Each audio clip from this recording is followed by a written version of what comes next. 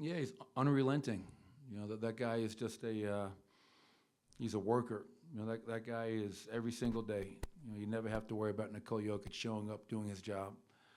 His consistency, I think, is just, I marvel at that sometimes. He's able to play at this level as consistently as he does. And that's what separates good players from great players. And not making shots to impact the rest of your game. He and Michael struggled to shoot the ball. Michael had 10 rebounds. He had a big shot. He had a big deflection at the rim, breaking up a lob to Rudy Gobert. So, Nikola, another playoff triple-double. I thought Bruce was really good for us off that bench, giving us a secondary ball handler. To win a series, I don't care, 8 seed, 1 seed, all that other BS, to win a series in the playoffs is hard. So I'm really proud of our guys. Michael, you mentioned Bruce coming off the bench. Obviously, KCP foul trouble tonight. How valuable is it to have Bruce, kind of that sixth starter you can plug in and play and trust to play nearly 30 minutes tonight? Yeah, it's so important for us. We know what Kenny Pope does every single night, but Bruce is that versatile combo guard. He can play off the ball. And, the way they were just hounding Jamal all night, we wanted to free Jamal up a little bit, let somebody else handle the ball, make a play. For Bruce to play 30 minutes and get to the foul line 8 times, 14 and 5, that's why it was such a valued signing during free agency. Michael, you mentioned Jamal. People understand how hard that is. 41 minutes he plays, 90 feet most of the game in terms of how he's being picked up, finishes with 35 points. Just the physical of that. Can you put that in perspective? Yeah, I think it's a really important point because, first off, give Nickeil Alexander-Walker credit. I think through their play-in games and this series, I think he's really made a name for himself. A guy that can go out there and be just really disruptive.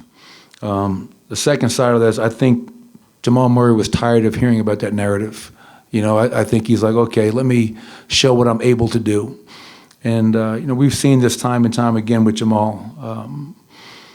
I felt I felt our team was kind of like the crowd tonight. Like we were late arriving.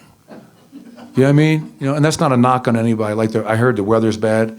I got here this morning. I don't know what's going on outside. But I looked up, there's a lot of empty seats, and coaches said, well, the weather's really bad. But the way we played that first quarter was like a regular season game.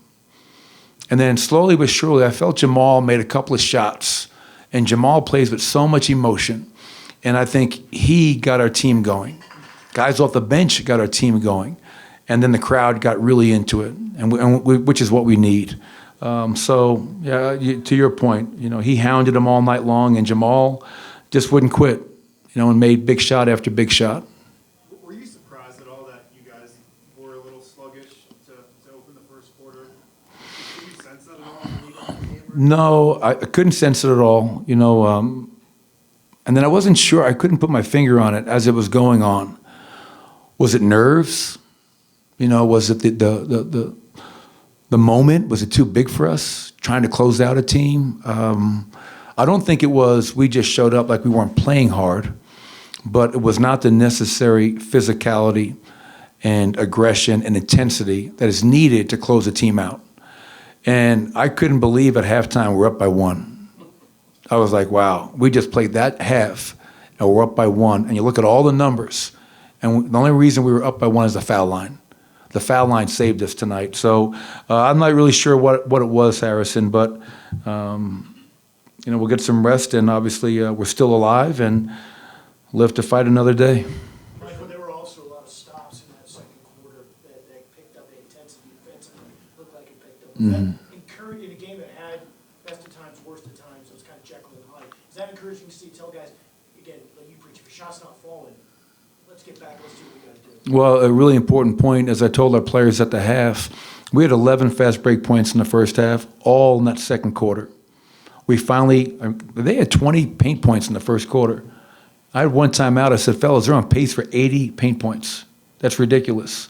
Our physicality isn't where it needs to be. So now when we got those stops and the rebounds, that ignites us. And that's when we're at our best. We've been an elite running team all season, and that has to continue. It's even more important in the playoffs because if you get caught just playing half-court basketball for 48, then teams can really implement their game plan and mess the game up. So, yes, I agree with you. The second quarter, running off of our defense was vital.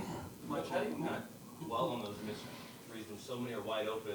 It's like you need to mention it without, I guess, harping on it. How do you throw that line? Well, I toe the line by saying, are they good shots? I mean, if Michael Porter is taking good shots and he's missing them, I want him to keep shooting it because he's too good of a shooter. If now he starts turning down those shots, then okay, that's when we have a problem for me. It was great to see him drive the ball and dunk. That really got the crowd going. Made a big three off of a pocket pass spray, really good offensive possession. But I think even last game, I think we were 5 for 16 wide open threes. We're getting the looks that we want. Now it's a matter of obviously knocking them down. But if you're not making shots from the field and from the three, you got to work for second chance opportunities, 16 offensive rebounds.